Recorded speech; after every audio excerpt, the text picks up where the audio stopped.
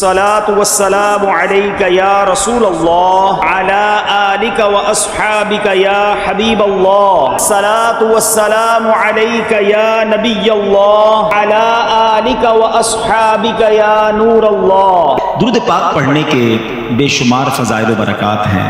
مصطفیٰ جان رحمت صلی اللہ تعالی علیہ وسلم کا بڑا ہی خوبصورت فرمان عالی شان ہے۔ میرے آقا فرماتے ہیں ومن صلی علیہ مئۃ صلی اللہ علیہ الفا، جو مجھ پر 100 بار درود پاک بھیجے اللہ کریم اس پر 1000 رحمت نازل فرمائے گا۔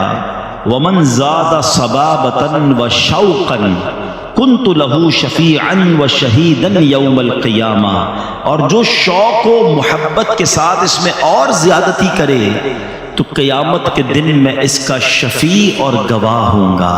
نور الحبیب صلی اللہ تعالی علی محمد صلی اللہ علیہ وسلم۔ مولا علی شیر خدا کرم اللہ تعالی وجہ الکریم کی شان میں جو آیت ہے الذین ينفقون اموالهم باللیل والنہار سرا علانیۃ فلہم اجرهم عند ربهم ولا خوف علیہم ولا هم يحزنون۔ ترجمہ کنز الایمان، یہ سورہ بقرہ کی آیت نمبر 274 ہے۔ وہ جو اپنے مال خیرات کرتے ہیں رات میں اور دن میں، چھپے اور ظاہر، ان کے لیے ان کا انعام حصہ ہے ان کے رب کے پاس، ان کو نہ کچھ اندیشہ ہو نہ کچھ غم۔ مولا علی نے ایسا کیسا صدقہ کیا۔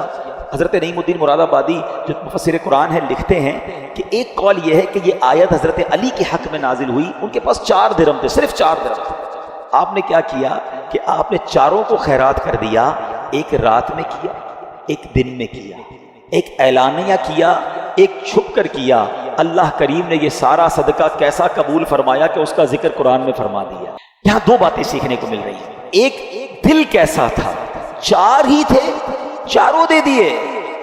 ہمارے پاس لاکھوں ہوتے ہیں، تھوڑے نہیں دیتے۔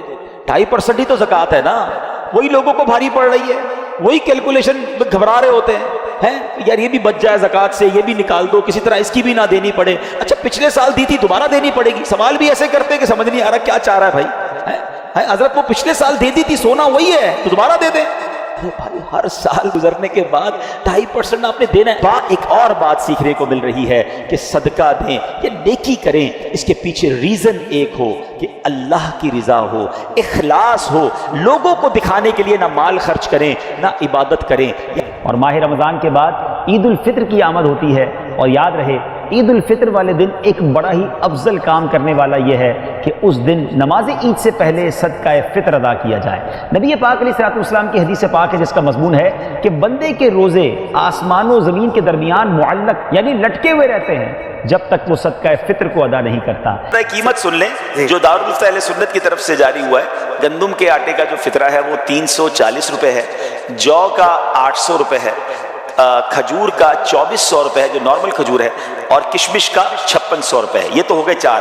اب جس کو نور علی نور اور اللہ کی راہ میں دل کھول کر خرچ کرنا ہے تو پھر اجوا کھجور کا جو فطرہ ہے 14400 روپے ہے کہ تو خوش دلی سے خرچ کریں۔ یہ شکرانے کا ایک انداز ہے کہ مولا تو نے مجھے کروڑوں سے اچھا بنایا، میں اپنا بہترین مال سے فطرہ دوں گا، سب سے اچھی کیٹیگری والا فطرہ دوں گا۔ اور آپ یقین رکھیں آپ اچھا فطرہ، زکوٰۃ، خیرات اچھے طریقے سے دیں، اپنا اچھا مال اللہ کی راہ میں دیں، اللہ کریم اس سے اور اچھا آپ کو عطا فرمائے گا۔ اس کے خزانے بھرے ہوئے ہیں، وہاں دل دیکھا جاتا ہے، تو اس بار دل سے فطرہ دیں۔ اور اب جب فطرہ دینا ہی ہے اچھا تو پھر آپ کی دعوت اسلامی آپ کے سامنے ہے، یعنی ایک تو آپ نے اللہ کی راہ میں زیادہ اچھا خرچ کرنے کا ثواب کمایا، اور پھر دوسرا یہ ہو گیا کہ میرے پیسے وہاں لگ گئے کہ جہاں دین کی بہت بڑی خدمت ہو رہی ہے، جہاں علماء بن رہے ہیں، حافظ بن رہے ہیں، دنیا بھر کے غیر مسلموں کو مسلمان کیا جا رہا ہے، اسلام کی دعوت پہنچائی جا رہی ہے، تو سبحان اللہ یہ تو نور ڈلا نور ہو گیا نا۔ تو آگے بڑھیے، اپنی دعوت اسلامی کو فطرہ دیجیے۔ مفتیان کرام یہ بھی ہمیں سمجھاتے ہیں کہ فطرے کے لیے عید کی نماز کا انتظار بھی کرنا ضروری نہیں ہے، آپ رمضان میں بھی فطرہ دے سکتے ہیں۔ تو نیک کام میں دیر نہیں کرنی چاہیے، آج سے اپنے بچوں کا سب کا فطرہ ادا کر دیں اور بہترین فطرہ ادا کریں۔ اللہ کریم ہم سب کے مال میں برکت عطا فرمائے۔ ماشاءاللہ ایسے کئی گھرانے ہیں کہ جہاں روزانہ افطار میں باقاعدہ اہتمام سے اجوا کھجور کھائی جاتی ہے۔ یار روز افطار میں اجوا کھا رہا ہوں اور عید والے دن فطرہ میں گندم کا دے رہا ہوں، اپنے دل سے پوچھ لیں کہ یہ ٹھیک ہو رہا ہے نہیں ہو رہا۔ عبداللہ شیخ طریقت امیر اہل سنت نے پچھلے دنوں اعلان کیا کہ میں اپنی طرف سے اجوا کھجور کا فطرہ پیش کروں گا، پھر نگران شورا نے بھی ماشاءاللہ یہ اعلان کیا، تو انشاءاللہ میری بھی نیت ہے اپنا اور اپنے سارے گھر والوں کا انشاءاللہ انشاءاللہ اجوا کھجور کے لحاظ سے فطرت دیں گے. یعنی یہ تو سچی بات ہے, ہمارے اکاؤنٹ میں جا رہے ہیں, اتنی پیاری نعمت ہے, خرچ کریں گے انشاءاللہ, کہیں نہیں جائیں گے, ادھر بھی ملٹی ہو جائیں گے, اور اللہ نے چاہا تو جنت کے خزانے بھی عطا ہوں گے. ایک سوال چھوڑی جا رہا ہوں, ٹھیک ہے. پہلے تو اخلاص کی ایک تعریف علماء نے بیان کی, بہت ساری تعریفیں ہیں, اس میں سے ایک تعریف علماء نے یہ بیان کی کہ اخلاص یہ ہے کہ جس طرح تم اپنے گناہوں کو چھپاتے ہو اس طرح اپنی نیکیوں کو چھپاؤ. اب بتائیے, میں اور آپ چاہتے ہیں ہمارے گناہ کسی کو پتہ چل جائے؟ ہم میں سے کوئی نہیں چاہتا. نیکیاں پتہ نہ چلیں تو ٹینشن شروع ہو جاتی ہے. یار کوئی تو طریقہ ہوگا جس سے پتہ چل جائے کہ میں نے اس بار کتنی زکوٰۃ دی ہے, تو کتنی روزے رکھے, تو کتنے تراویحاں پڑھی, تو اور کتنی تلاوت کی. کیوں کرتے ہیں ایسا؟ اپنے دل سے پوچھیں. یہی شیطان مردود چاہتا ہے کہ ہماری نیکیاں ڈسٹرائے ہو جائیں اور ہم اس کی واروں میں آ جاتے ہیں. مولا علی شیر خدا کرم اللہ تعالی وجہ کریم کا یہ ذکر خیر ہمیں بتا رہا ہے کہ اللہ کی رضا کے لیے عمل ہو. آپ تو اللہ کی رضا کے لیے کیسا کام کرتے تھے. ایک بار ایک غزوے میں کسی سے لڑائی ہو رہی تو آپ اس کافر کے سینے پہ چڑھ گئے. اس کافر نے کیا کیا؟ آپ کے چہرے پہ تھوک دیا. دشمن خدا نیچے ہے, ہاتھ میں تلوار ہے, اور مولا علی جیسی شخصیت ہے, کتنی شجاعت والے ہیں, اور چہرے پہ تھوک دیا اس ظالم نے. آپ ہٹ گئے, آپ نے اسے چھوڑ دیا. کہتا ہے اے علی یہ کیا ہے؟ میں تمہارے نیچے تھا, ہاتھ میں تلوار تھی, اور میں تمہارا دشمن ہوں, اور میں نے اور تمہارے لیے ایک برا عمل کیا, چہرے پہ تھوک دیا. میں تم سے پہلے جو لڑ رہا تھا وہ اللہ کے لیے لڑ رہا تھا. جب تم نے میرے چہرے پر تھوکا تو میرا نفس بھی شامل ہو گیا, میرے دل کا غصہ بھی شامل ہو گیا. اب اگر میں تجھے قتل کرتا تو شاید وہ اللہ کے لیے نہ ہوتا. یہ اخلاص دیکھ کر وہ غیر مسلم کلمہ پڑھ کر مسلمان ہو گیا کہ یہ اسلام اور یہ مسلمان ہے جو ہر عمل اللہ کے لیے کرتے ہیں. مگر ہم شاید اب ایسے ہو گئے کہ شاید کوئی عمل اللہ کے لیے نہیں کرتے. ہر کام میں دنیا کا مفاد ہے, دنیا کی واہ ہے. میں ایک سوال چھوڑ کر اپنا بیان اب ختم کرتا ہوں کہ ایک سوال اپنے آپ سے ضرور کیجئے گا کہ میرے پاس, آپ کے پاس ایسی کتنی نیکیاں ہیں جو فقط میں جانوں اور میرا رب جانے. یہ سوال ضرور کیجئے گا. شاید پھر شرم آنے لگے گی کہ یار جو نیکیاں میں نے اکیلے میں بھی کی تھی نا, کسی کو نہیں پتا تھا, وہ بھی کوئی نہ کوئی بہانہ کر کے, کوئی نہ کوئی راستہ ڈھونڈ کے میں نے بتایا ضرور کسی کو. نہ کریں ایسے. اللہ کریم تربت مولا علی پر کروڑوں رحمتوں کی بارش نازل فرمائے اور ان کے صدقے ہماری مغفرت فرمائے.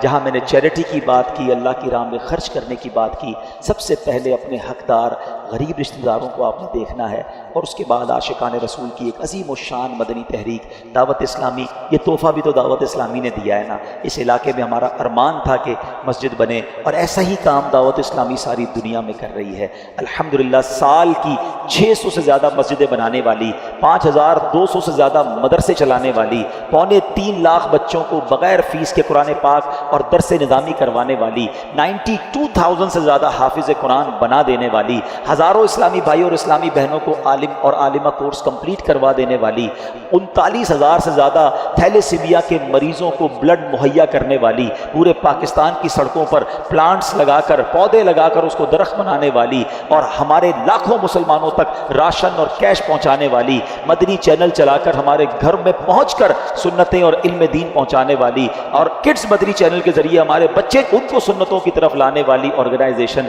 ہماری دعوت اسلامی ہے. تو کیوں نہ اتنے بڑے اس کاروان کا ہم بھی حصہ بنے. تو اپنے صدقات, اپنی زکوٰۃ, اپنے فطرے کے اندر بھی اپنی دعوت اسلامی کو ضرور یاد رکھیں. فطرہ بھی آپ نے سب نے دینا ہے اور بہترین دینا ہے, یہ یاد کر لیجئے. جس کو اللہ نے نوازا ہے, اللہ نے نوازا ہے, تو احادیث میں 4 قسم کا فطرہ بیان ہوا, اور اس میں کشمش کا, جو کا, کھجور کا اور گندم کا. جب دینے کی باری آئے تو اچھے دل کے ساتھ دیں.